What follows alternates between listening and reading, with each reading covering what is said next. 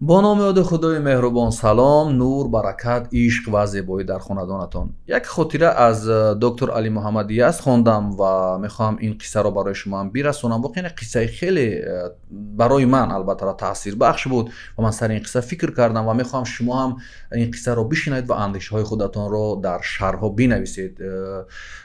доктор Али Муҳаммадияз мегӯяд ки дар кишвари Донеморк, яъне ҳамун Дания, яке аз кишварҳои скандинавӣ қарор доштам ва рӯза мехостам як масирро бо қатора тай кунам, яъне бо поезд биравам.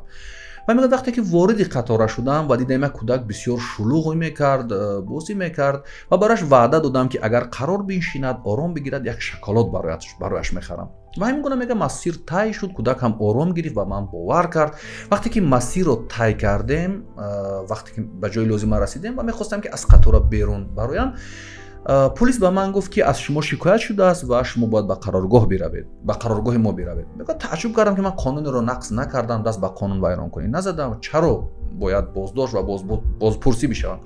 ҳангоме ки вориди қароргоҳи пулис шудем ва он ҷо ба ман маълум шуд ки иллати боздошти ман ин ки ба он кӯдак ваъда кардам вале шоколод нахаридам. мегӯям онҷо чанд дузду қочоқчии дигаам буданд. вақте ки фаҳмиданд қазияро, мегӯяд ба чеҳраи ман нигоҳ мекарданд, мегуфтанд э хок бар сарат, э вой бар то ки як кӯдакро дар ин кишвар фиреб додӣ ва ба тарбияи як кӯдак нақс ворид кардӣ. мегӯяд баъди радубадалҳои зиёде ман ҷарима шудам ва шоколодро бо кӯдак харидам. вақте ки шоколодро бо кӯдак харидам, мехостам аз қароргоҳ берун биёям, ба ман шиносномаамро доданд ва дохили шиноснома падари модари кӯдак як мактуб гузошта буданд. гуфтанд иллати шикояти мо ин набуд ки мо ниёз ба шоколод дошта бошем ё фарзанди мо ниёз ба як шоколод дошта бошад. иллати даъвои мо ин буд ки мо намехоҳем фарзанди мо дар рӯҳияи дурӯғ, дар рӯҳияи фиреб ва дар рӯҳияи ваъдаҳои холӣ ба воя бирасад ва нисбати падару модари худ, нисбати насли калонсоли ҷомеаи худ бетафовут, бефарқ ва нобовар шавад.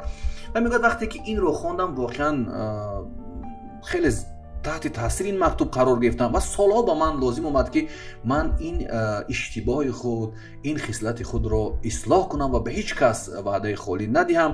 ба ёдам уфтод ба ҷомеаҳои шарқии худамон.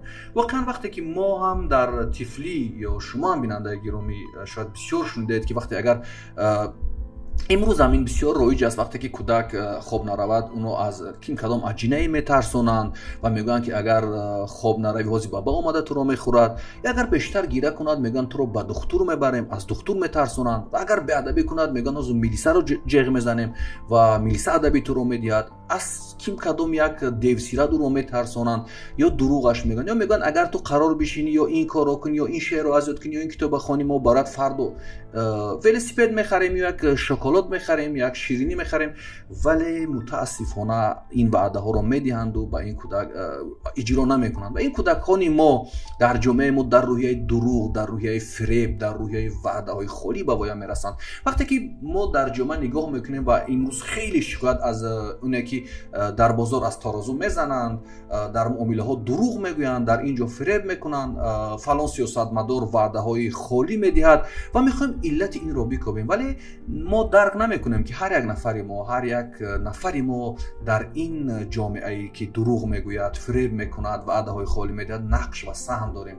чӣ гуна нақш ва саҳм дорем? ин аст ки мо дар хурдӣ фарзандони худро хоҳ бо шӯхӣ аст, хоҳ бозӣ аст, дар ҳамин рӯҳия таълиму тарбия мекунем. шумо бинед вақте ки як кӯдак мехоҳад дар ҳамон нишастгоҳи пеши мошин биншинад, ҳамон автомобил биншинад, вақте ки ба як постгоҳ наздик мешавем ё ки ба назди пулис бирасем, онам мегӯем ҳатман сарата поён кун, дар як бех так пинҳон шав ки пулис туро набинад ва моро ҷарима мекунад. дар рӯяи кӯдак ҳам қонуншиканиро ҷо мекунем ва ҳам тарсро ҷо мекунем ва ҳам як тарбияи ғалатро вориди равони он кӯдак мекунем.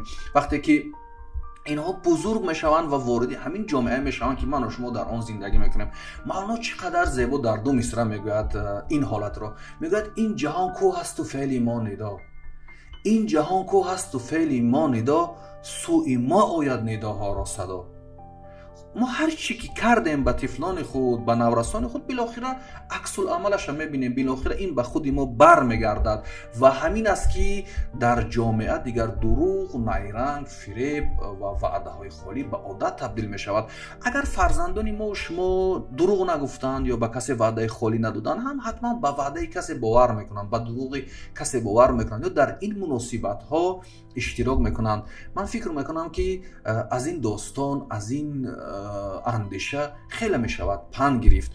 باقی خدا یار و مددگارتان.